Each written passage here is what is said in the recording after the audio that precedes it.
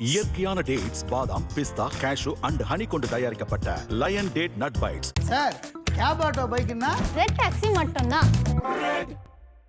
IBC பக்தியில் ஜோதிட வகுப்புகள் ஆரம்பம். நீங்களும் ஜோதிடராகலாம், பல லட்சம் சம்பாதிக்கலாம்.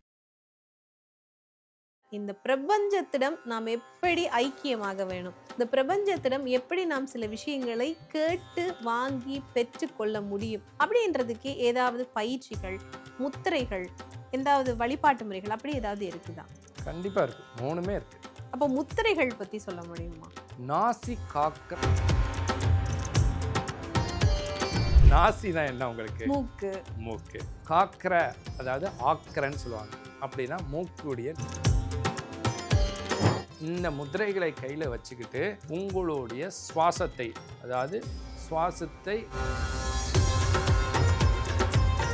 துளசி இல்லைன்னா வேற ஏதாவது வேப்ப மரமோ எந்த மரங்கள் இருந்தாலும் நீங்கள் அந்த மரத்துக்கு ஊற்றி ஒரு சூடமோ ஒரு தீபமோ ஏற்றிக்கிட்டு வந்தீங்கன்னா, துளசியும் மருதாணியும் ஒரே தொட்டியில் வளர்த்தீங்கன்னா இன்னும் உங்களுக்கு ரொம்ப அந்த மந்திரங்களை அமைதியாக கண்களை மூடி நீங்கள் அந்த மந்திரத்தை மட்டும் கேட்டுக்கிட்டு உங்களுடைய பணப்பிரச்சனைக்குண்டான ஒரு சொல்யூஷனை கேட்டிங்கன்னா,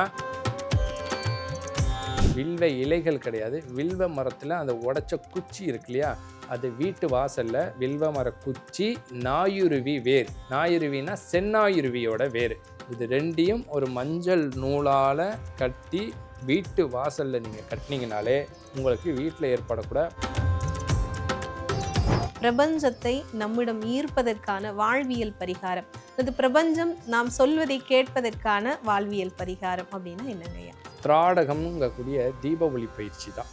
ஏன் அப்படிங்கும்போது நீங்கள் அமைதியான ஒரு மனோநிலையில் இருக்கும்போது தான் கொஞ்சம் நேரம் கழித்து உங்கள் கண்கள் வலிக்கலாம், எரியும், தண்ணி வரும். ஏன்னா அது கொஞ்சம் ஹீட்டுனால. அப்போ கண்களை மூடிட்டு உங்களுடைய இஷ்ட தெய்வத்தையோ அல்லது பிரபஞ்சத்திட்ட உங்களுடைய பிரார்த்தனையை மட்டும் நீங்கள் திரும்ப திரும்ப திரும்ப திரும்ப சொல்லிக்கிட்டே வரணும். இதை முடித்ததுக்கப்புறம் வீட்டு பக்கத்தில் ஏதாவது குளங்கள் இருந்தால் அந்த மீனுக்கு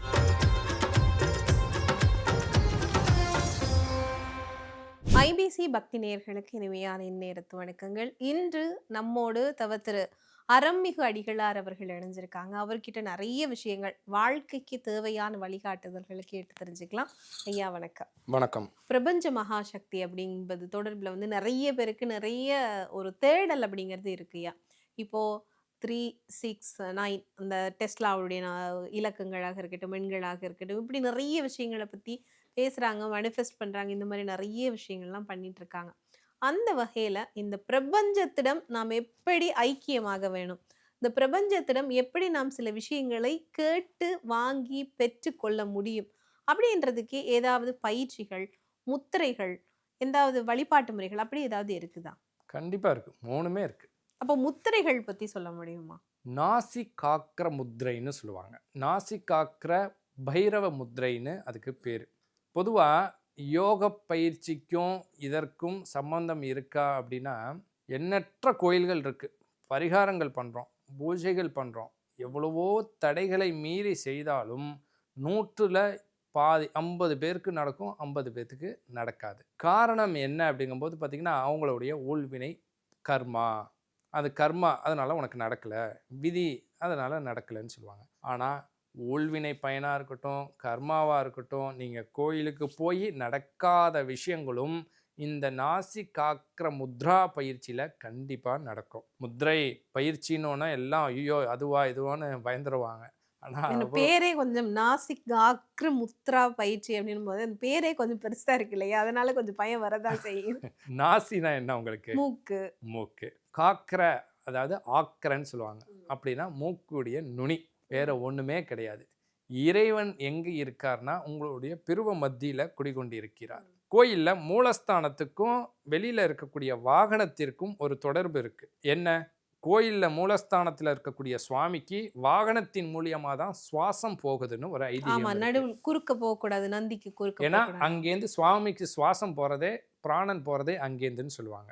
அப்போ உங்களுக்கு நீங்கள் எதன் மூலியமாக இறைவனை அடைவதற்கு எது பயன்படுது? சுவாசம். சுவாசம் எதன் மூலியமா? நாசி. நாசி. அப்போ இங்கு பிரதானம் எதுன்னா, உங்களுக்குள்ள சிதாகாசத்திலேயோ ஆக்ஞால பீனியல் கிளாண்ட் இதை ஆக்டிவேட் ஆகணும்னா உங்களுக்கு இந்த சுவாசம் தான், இந்த மூக்கின் வழியாக தான் நீங்கள் சுவாசத்தை ஆக்ஞா, அதாவது மேல் நோக்கி கொண்டு போகிறீங்க. வடகலை, பிங்கலை, சுழிமுனை அப்படின்னு அந்த பயிற்சிகள் மூலயமா இந்த மூக்கு, அதான் நாசி காக்கிற முத்ரான்னு சொல்லுவாங்க. நீங்கள் என்ன செய்யணும் அப்படிங்கும்போது, முடியாதவங்க சேரில் உட்காரலாம், முடிஞ்சவங்க கீழே உட்காரலாம். எதுவுமே முடியல அப்படின்னாலும் படுத்திருந்தா கூட பிரச்சனை இல்லை. ஆனால் படுத்து செய்வது அந்த அளவுக்கு சாத்தியம் இல்லை, அதாவது முழுமையான பலன்கள் கொடுக்காது. ரொம்ப முடியல, உடம்பு முடியலைங்க, நான் படுத்து தான் செய்ய முடியுங்கிறவங்களுக்கான விதிவிலக்கே தவிர முடிஞ்சு வேணும்னே படுத்துக்கிட்டு செய்யக்கூடாது. அப்போ ஏதோ ஒரு இடத்துல அமைதியான ஒரு சூழலில் ஒரு வெள்ளை விரிப்போ அல்லது கீழேயோ மேலேயோ உட்காந்து உங்களுடைய மூக்குடைய நுனியை மட்டும் நீங்கள் கவனிக்கணும். கவனிக்கும் போது உங்களுடைய பைரவ முத்திரைன்னு சொல்லுவாங்க. அதாவது பெண்கள்னா இடது கையை மேலேயும், ஆண்கள்னா வலது கையை மேலேயும் வச்சு இந்த 2 கட்டை விரல் பகுதியும் டச் பண்ணுற மாதிரி வைக்கணும். வச்சுட்டு உங்களுடைய தொடை மீதோ அல்லது மணிப்பூரகம் இந்த இடம் இருக்கு இல்லையா, இந்த இடத்துல இந்த கையை வச்சு அந்த மூக்குடைய நுனியை கவனிச்சுக்கிட்டு உங்களுடைய பார்க்கும்போது உங்களுக்கு வி மாதிரி தெரியும். இந்த இடத்த பார்க்கணும், அது 2 பக்கமுமே தெரியும். அந்த இடத்த பார்க்கும்போது இந்த 2உடைய ஜாயிண்ட் நமக்கு தெரியும். இதான் நாசி காக்கிற முத்ரைன்னு சொல்லுவாங்க. சாம்பவி முத்ரைனா பிருவ மத்திய பார்க்கறது. அப்போ கண்களை வச்சுட்டு காலையில் பிரம்ம முகூர்த்தத்தில் ஒரு தீபம் ஏற்றி வைக்கணும். இந்த முத்திரைகளை கையில் வச்சுக்கிட்டு உங்களுடைய சுவாசத்தை, அதாவது சுவாசத்தை கவனிக்கணும். நீங்கள் மேலே ஏற்றுறதோ இறக்குறதோ இல்லை, சுவாசத்தை மெதுவாக கவனிக்கணும். கவனிக்கும் போது ஹம் சிங் அப்படிங்கக்கூடிய ஒரு சப்தம், என்னது ஹம் அல்லது சிங், எந்த இதுனாலும் சரி. அப்போ சுவாசத்தை இழுத்துட்டு அந்த மூக்கினுடைய நுனியை பார்த்துட்டு மனசுக்குள்ளேயே மூச்சை உள்ளே இழுத்துட்டு ரிட்டன் விடும்போது சிங் அப்படிங்கக்கூடிய மனசுக்குள்ளேயே அந்த மந்திர ஒலிகளை சொல்லிக்கிட்டே நீங்கள் சுவாசத்தை வெளியே விடணும். இதுபோல் நீங்கள் ஒரு 20 நிமிடம் செய்து கொண்டு அந்த தீபத்தின் முன்னாடி அந்த குடிக்கக்கூடிய தண்ணீரோ பால் எதுனாலும் சரி வச்சுட்டு நீங்கள் சங்கல்பம் பண்ணிவிட்டு அதை பக்கத்தில் இருக்கக்கூடிய துளசி இல்லைன்னா வேறு ஏதாவது வேப்ப மரமோ எந்த மரங்கள் இருந்தாலும் நீங்கள் அந்த மரத்துக்கு ஊற்றி ஒரு சூடமோ ஒரு தீபமோ ஏற்றிக்கிட்டு வந்தீங்கன்னா உங்களுக்கு என்ன பிரார்த்தனையோ எதுனாலும், நியாயமான பிரார்த்தனை, எனக்கு வீடு கட்டணும், கார் வாங்கணும், எதுனாலுமே நடக்கும். இந்த பிரார்த்தனை அப்படிங்கிறது பிரம்ம முகூர்த்தத்தில் செய்யணும், எந்த நாள், இந்த நட்சத்திரம், இந்த கிழமைகளில் செய்யணும் அப்படின்னு ஏதாவது இருக்கு? இதுக்கு எப்போ வேணாலும் நீங்கள் செய்யலாம். முடிந்த அளவுக்கு காலை பொழுது ரொம்ப அற்புதமாக வேலை செய்யும். என்னால் காலையில் எழுந்திரி முடியலைங்கிறவங்க மாலை பொழுது இரவு பொழுதில் செய்யலாம். மதிய நேரங்கள் இடைப்பட்ட நேரத்தில் செய்வது அந்த அளவுக்கு நன்மை தராது. கண்டிப்பா. இப்போ நம்ம பிரபஞ்சத்தோடு இணைந்து நமக்கு கேட்கறது எல்லாத்தையும் கொடுக்கக்கூடிய முத்ரா பயிற்சி செய்தோம். இதை தாண்டி பிரபஞ்சத்தோடு இணைகிறது இல்லது நம்ம கேட்டது பெறதுக்கான பூஜை முறைகள் ஏதாவது இருக்கா? வீட்டிலேயே செய்யக்கூடிய பூஜை முறைகள் இருக்குது. என்ன செய்யணும் அப்படிங்கும்போது பார்த்தீங்கன்னா, மருதாணி இருக்கு இல்லையா, மருதாணியை நல்லா அரைச்சி எடுத்துக்கோங்க. மருதாணியை நல்லா அரைச்சி எடுத்துட்டு முழுமையாக ஒரு மஞ்சள் உருண்டை, மருதாணி உருண்டை, இது 2மே 2 உருண்டை வச்சுக்கணும். சப்பாத்திக்கு நம்ம மாவு பிசையும் போது தட்டுவோம் இல்லையா, அது மாதிரி என்ன செய்யணும், மஞ்சளை உருட்டி தட்டிட்டு அதுக்கு மேலே விநாயகர் போல் அந்த மருதாணியை பிடிக்கணும். பிடிச்சிட்டு அதுக்கு முல்லைப்பூ அல்லது மல்லிகைப்பூ இல்லைன்னா வாடாமல்லி, நீல நிறத்தில் இருக்கும் வாடாமல்லி, அந்த 3ல் ஏதோ ஒரு பூ, ஏன்னா சில சீசனில் தான் இதெல்லாம் கிடைக்கும். இந்த 3ல் ஏதோ ஒரு பூவை அந்த பிள்ளையார் மருதாணியை விநாயகராக பிடிச்சிருக்கீங்க இல்லையா, அதுக்கு வச்சுட்டு மகாலட்சுமியுடைய காயத்ரி மந்திரம், அந்த மந்திரத்தை சொல்லி பால் பாயசம் வச்சு நெய்வேத்தியம் பண்ணணும். நெய்வேத்தியம் பண்ணி கன்னி பெண்கள், அதாவது வீட்டில் திருமணம் ஆகாத கன்னி பெண்கள் உங்கள் வீட்டில் இருந்தாலும் சரி பக்கத்தில் இருந்தாலும் சரி அவங்கள வீட்டுக்கு வர சொல்லி அவங்களுக்கு என்ன செய்யணும், அந்த பசும் பாயசத்தை குடிக்க கொடுத்தீங்கன்னா அவங்களுடைய அந்த லக்ஷ்மி கடாட்சம்ங்கிறது பெருகும். அப்படி செய்ய முடியாதவர்கள் என்ன செய்யலாம் அப்படிங்கும்போது வீட்டுக்குள்ளேயே ஒரு சின்னதாக மருதாணி செடி வாங்கி வளர்க்கலாம். மருதாணி செடியை வாங்கி நீங்கள் வீட்டில் வளர்த்துட்டு சின்ன தொட்டியில் வைங்க. அது பெரிய மரமாக இருக்கக்கூடியதற்கு மருதாணி செடியாக வைக்கிறது இருக்குது. எல்லாம் துளசி வீட்டில் வளர்த்து தான் பார்த்துருப்பீங்க. மருதாணி செடியை வைக்கலாம். நீங்கள் மருதாணி தனியாக வைக்க முடியாதுன்னா துளசியும் மருதாணியும் ஒரே தொட்டியில் வளர்த்திங்கன்னா இன்னும் உங்களுக்கு ரொம்ப அற்புதமாக வேலை செய்யும்.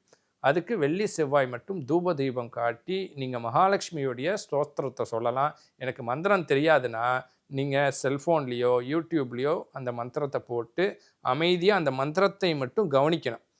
யூடியூப்பில் பாட்டை போட்டுவிட்டு நீங்கள் கிச்சனில் போய் வேலை பார்த்துக்கிட்டோ செல்ஃபோனை நோண்டிக்கிட்டு இருந்தீங்கன்னா அது பலன் இல்லை.